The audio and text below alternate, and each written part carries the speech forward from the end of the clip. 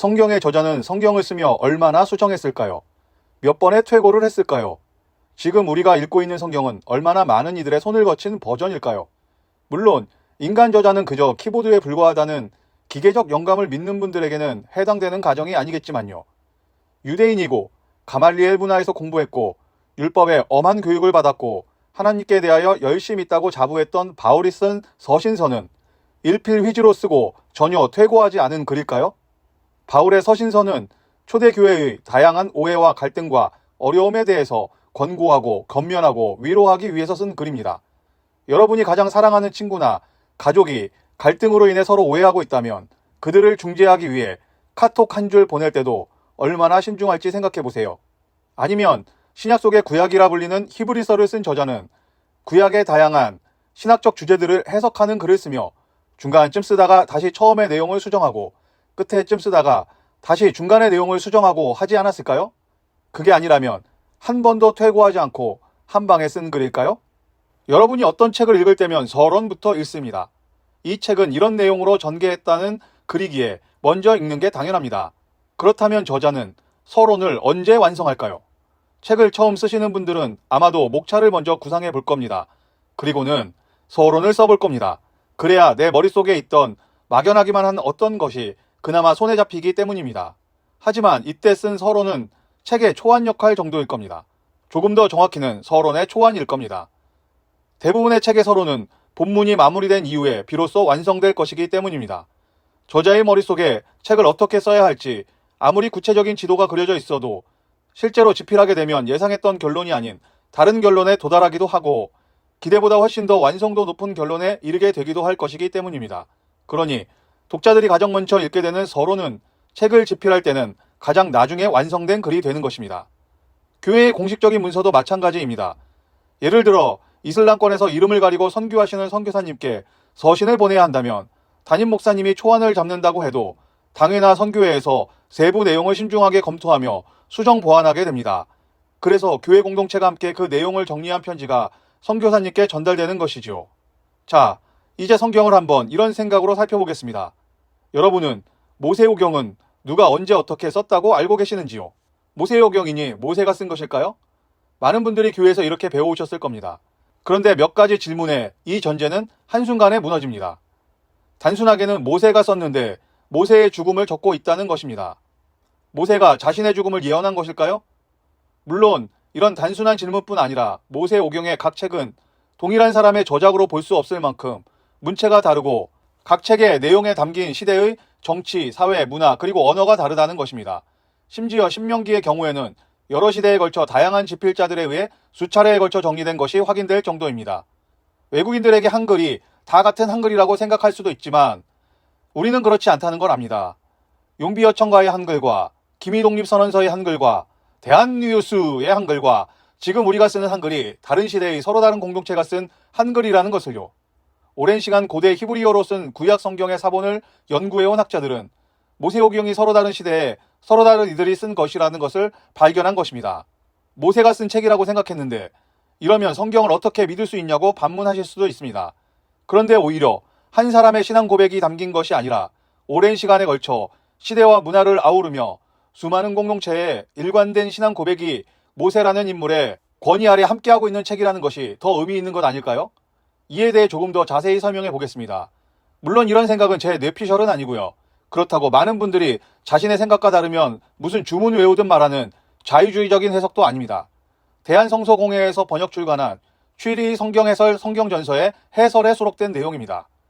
창세기는 기원전 1000년에서 200년 사이에 썼다고 하지만 이보다 더 오래전부터 내려온 부분도 있다고 합니다. 쓴 사람은 예루살렘 안과 밖의 제사장인데 그 전부터 내려오던 구전들을 토대로 정리했기 때문에 수많은 이야기를 전해 내려온 백성들도 저자라고 할 수 있겠습니다. 그렇다면 출애굽기는 언제 누가 썼을까요? 출애굽기는 기원전 7세기와 4세기 사이 예루살렘에서 율법학자들과 제사장들이 썼습니다. 레위기는 기원전 6세기와 4세기 사이 예루살렘에서 제사장 집단이 썼고 민수기는 기원전 700에서 200년경에 제사장들과 서기관들이 보관해오던 기록 자료들을 이용해 예루살렘에서 정리된 것으로 보입니다. 모세의 고별 설교가 담긴 신명기는 기원전 720에서 400년경에 여러 단계에 걸쳐서 정리된 것이 확인되었습니다. 그래서 왕정시대와 페르시아 시대에 정리된 것은 예루살렘에서 썼고 이후 포로 시대에는 바벨론에서 정리된 것으로 보인다고 합니다.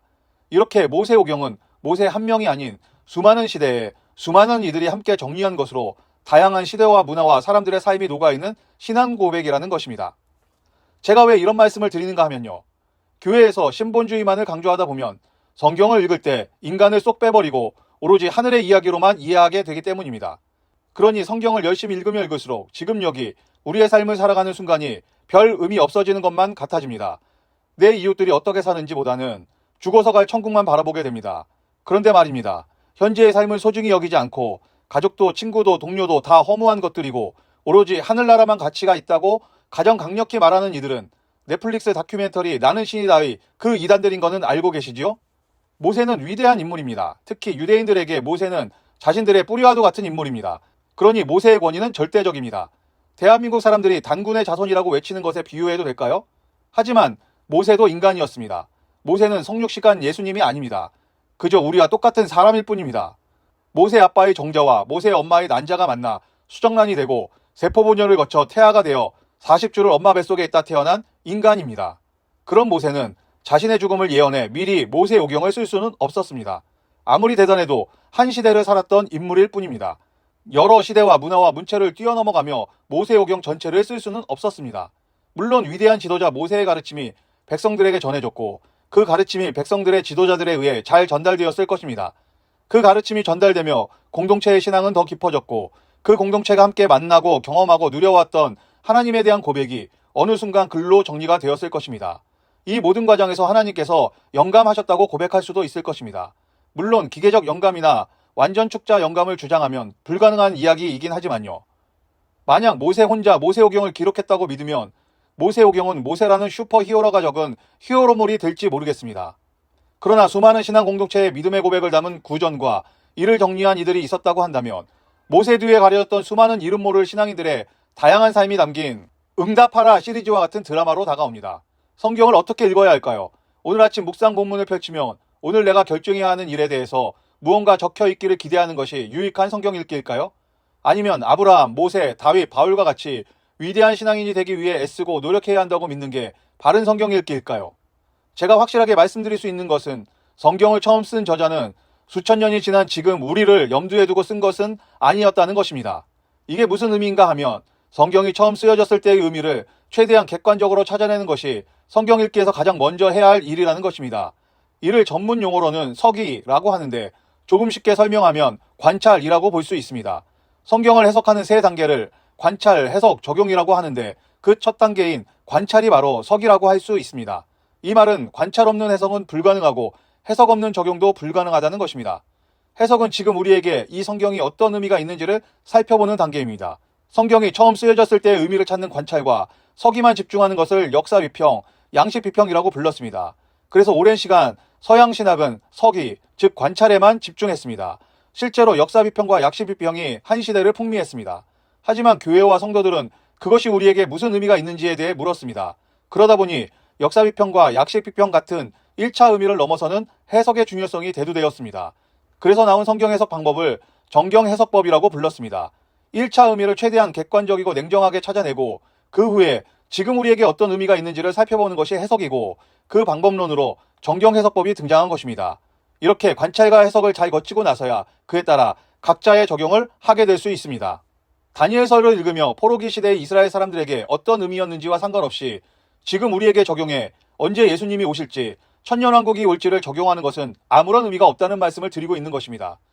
포로기 시대의 이스라엘 사람들이 포로로 끌려가 어떤 절망감과 패배감과 우울감에 시달렸는지 제대로 이해하지 않고 장차 올 천년왕국에만 매몰되어 이 세상을 공중에 붕 뜬 것처럼 살아가는 것은 아무런 의미 없는 성경 읽기라고 말씀드리는 것입니다. 다니엘서를 쓴 이들이 고대 이스라엘 사람들이 아니라 2023년에 대한민국의 사람들을 염두에 두고 글을 썼다고 생각하는 것 자체가 이상한 일 아니겠습니까? 모세오경이라 불리는 것을 영광으로 삼으며 오랜 시간 신앙을 지키며 신앙의 대를 이어가며 살았을 수많은 이름 모를 신앙인들을 기억해 봅니다. 애굽에서 탈출해 가나안 땅에 가지 못하고 죽었던 수많은 이들의 삶을 떠올려 봅니다.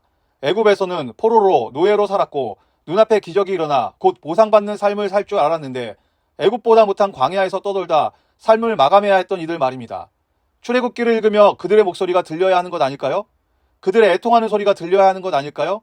왜 신본주의를 외치는 우리 모두는 스스로 모세가 될 수 있다고 확신하는 것일까요? 그래야만 한다고 믿는 것일까요? 그러니 우리 눈에 눈물을 흘리며 울고 있는 이웃들이 눈에 들어오지 않는 것 아닐까요? 관찰 없는 해석과 해석 없는 적용으로 나만 잘 되면 그만이라는 마음으로 무당 앞에서 복채내고 점치듯 성경을 읽고 있는 것은 아닌지요. 여러분이 만약 자신의 신앙으로 책을 쓴다고 하면 서론을 어떻게 쓰실 것 같으신지요? 아니, 여러분의 신앙이 책으로 쓰여지고 있다면 내가 처음 신앙생활을 시작할 때의 서론은 무엇라고 적혀 있을 것 같으신지요? 그 책에는 아브라함과 모세와 다윗과 바울과 같은 이들의 삶으로 가득 차 있을 것 같으신지요? 아니면 모세오경이라는 이름 뒤에서 자신들의 신앙을 이어갔던 이름 모를 신앙인들, 특히 애굽에서 탈출해 광야에서 지내다 가나안 땅을 앞두고 죽어야 했던 이들의 구구절절한 눈물의 삶이 적혀 있을 것 같으신지요? 그리고 내 신앙이 마감될 때쯤 내 신앙의 서론을 다시 적는다면 그때는 무엇라 적으실 것 같으신지요? 거기에 내 가족의 소박하고 소소한 삶의 기록은 담겨 있을 것 같으신지요? 우는 이들과 함께 울었던 기억이 담길 것 같으신지요? 내가 정말 힘들 때 함께 울어주었던 고마웠던 이들이 신앙인의 이름으로 기록되어 있을 것 같으신지요? 마지막으로 내가 마무리한 그 책에 예수님께 추천사를 써달라고 하면 예수님은 추천사를 기분 좋게 수락하고 번개처럼 보내주실 것 같으신지요? 아니면 추천사를 부탁한 내가 보낸 카카오톡이 일십으로 답이 없을 것 같으신지요? 성경을 읽을 때조차도 인간성이 상실되어 스스로 신의 자리에 올라 내 이웃들을 평가질하며 내가 갈 천국에만 관심 있는 신앙. 과연 이 신앙으로 이끄는 성경 읽기는 올바른 성경 읽기 맞는 건가요?